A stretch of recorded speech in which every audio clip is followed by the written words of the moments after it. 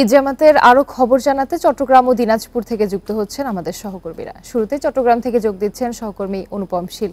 অনুপম, চট্টগ্রামে ঈদ জামাত কখন অনুষ্ঠিত হবে, এবার কয়টি ঈদ জামাতের আয়োজন করা হয়েছে, সার্বিক ব্যবস্থাপনা কেমন দেখছেন? বিকাশে কম খরচে ক্যাশ আউটের লিমিট বেড়ে 50,000, প্রিয় এজেন্টও 2টা।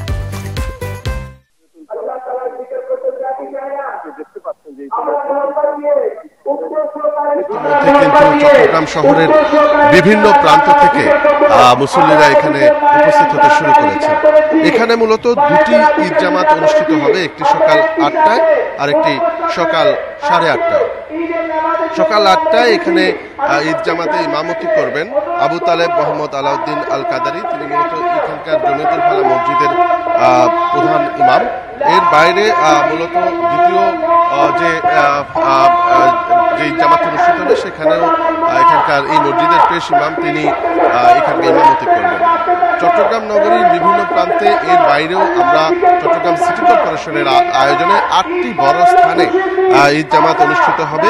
এছাড়া প্রত্যেকটি ওয়ার্ড কাউন্সিলরের আয়োজনে ঈদ জামাতের আয়োজন করা হয়েছে এবং যেহেতু বৃষ্টির একটি যদি আশঙ্কা করছে অনেকে, সেজন্য এই বড় ঈদ জামাতগুলোর ক্ষেত্রে উপরে যাতে শামিয়ানা বা দিয়ে বৃষ্টি যাতে না হলে মুসল্লিদের অসুবিধা না হয় সেই ব্যবস্থাটি করা হয়েছে। এছাড়া বিভিন্ন ওয়ার্ডে যেই ঈদ জামাতগুলো অনুষ্ঠিত হচ্ছে সেখানে পার্শ্ববর্তী মসজিদেও প্রস্তুতি রাখা হয়েছে যাতে বৃষ্টি হলে সেখানে ঈদ জামাত অনুষ্ঠিত হওয়া যায়। আর এর বাইরে আমরা আরেকটু যদি বলি যে আজকে কিন্তু আবহাওয়া অফিস অবশ্য ভিন্ন কথা বলছে যে আজকে এই অনেকটাই রৌদ্রোজ্জ্বল দিন থাকবে, অর্থাৎ দিনের সর্বোচ্চ তাপমাত্রা 32 থেকে 34 ডিগ্রি সেলসিয়াস পর্যন্ত উঠতে পারে এবং এটি সর্বনিম্ন সেটি 22 থেকে 24 ডিগ্রি সেলসিয়াস তাপমাত্রা থাকতে পারে। আর এই ঈদগাহ ময়দানকে ঘিরে কিন্তু পুলিশের পক্ষ থেকে অর্থাৎ চট্টগ্রাম মেট্রোপলিটন পুলিশের পক্ষ থেকে ব্যাপক নিরাপত্তা প্রস্তুতি নেওয়া হয়েছে। প্রত্যেক মুসল্লিকেই আর্চের ভেতর দিয়ে এখানে প্রবেশ করতে হচ্ছে এবং শুধুমাত্র জায়নামাজই মুসল্লিদেরকে এখানে নিয়ে আসার জন্য অনুমতি দেওয়া হচ্ছে। জায়নামাজ ছাড়া কোনো ধরনের ব্যাগ বা অন্য কোনো ধরনের জিনিসপত্র এখানে কিন্তু ঈদগাহে প্রবেশ করতে দেওয়া হচ্ছে না। এবং আমরা দেখেছি যে গতকালকেও কিন্তু সিএমপি কমিশনার তিনি এই পুরো ঘটনা এই যে ঈদগাহ অর্থাৎ প্রধান ঈদগাহগুলো তিনি পরিদর্শন করেছেন। সেখানে আমরা দেখেছি যে এই নিরাপত্তা পরিকল্পনাটি কয়েক স্তরে ঢেলে সাজানোর একটি সিদ্ধান্ত হয়েছে। অনুপম, আপনি আমাদের সাথেই থাকুন। দেশের অন্যতম বৃহৎ ঈদগাহ দিনাজপুরের গোরে শহীদ বড় ময়দানে ঈদের প্রধান জামাত হবে সকাল 9টায়। এতে প্রায় 7 লাখ মুসল্লি একসঙ্গে অংশ নেবেন বলে আশা করা হচ্ছে। এ নিয়ে আরো জানাতে দিনাজপুর থেকে যুক্ত হচ্ছেন সহকর্মী হাসিবুর রহমান। হাসিবুর, সকাল 9টায় ঈদ জামাত অনুষ্ঠিত হবার কথা রয়েছে, সেক্ষেত্রে মুসল্লিদের ভিড় কেমন দেখছেন? সার্বিক নিরাপত্তা ব্যবস্থা এবং ব্যবস্থাপনা কেমন রয়েছে ময়দানের?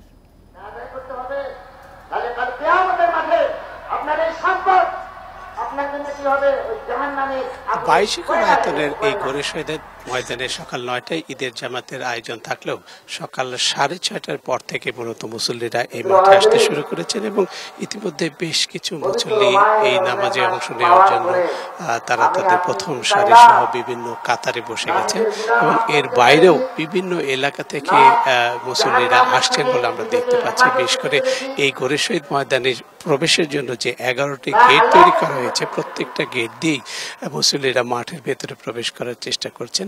ইতিমধ্যেই এখানে আমরা আইন শৃঙ্খলা রক্ষাকারী বাহিনীর সদস্যদের সাথে কথা বলেছি। তারা যেটি বলেছেন যে 4 স্তর নিরাপত্তার মধ্যেই আজকে মূলত এই নামাজের আয়োজন রয়েছে এবং এই নিরাপত্তার দায়িত্বে রয়েছে অন্তত 500 আইন শৃঙ্খলা রক্ষাকারী বাহিনীর সদস্য।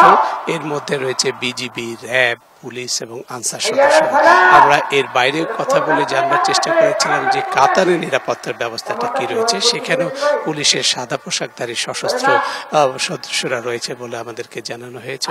এই কাতারের সংখ্যাটা প্রায় 1.5 শতাধিক হবে এবং প্রত্যেকটি কাতারে 2000 থেকে 2500-এর মতো মুসল্লি নামাজে অংশ নেবেন এমন ধারণা আমাদেরকে দিয়েছেন আয়োজকরা। বলছেন যে দক্ষিণ এশিয়ার বৃহত্তম এই ঈদগাহে আজকে অন্তত 5 লাখ মুসল্লি নামাজ আদায় করবেন এরকমই তারা একটা ধারণা দিয়েছেন। আর এই নামাজ আদায়কারীদের মধ্যে দেশের বিভিন্ন এলাকা থেকে মানুষ এসেছেন। আমি কথা বলেছি কিছুক্ষণ আগে, একজন মানিকগঞ্জ থেকে এসেছেন। মূলত তিনি প্রার্থনা করছেন যে এই বড় জামাত থেকে তার প্রার্থনা যেন মহান করুণাময় গ্রহণ করেন, এই জন্যই তিনি অনেক দূর থেকে এসেছেন। সব মিলিয়ে এখানে নিরাপত্তা ব্যবস্থাটা বেশ কঠোর বলেই আমার কাছে মনে হচ্ছে। চট্টগ্রাম ও দিনাজপুর থেকে জামাতের খবর জানাচ্ছিলেন আমাদের সহকর্মীরা।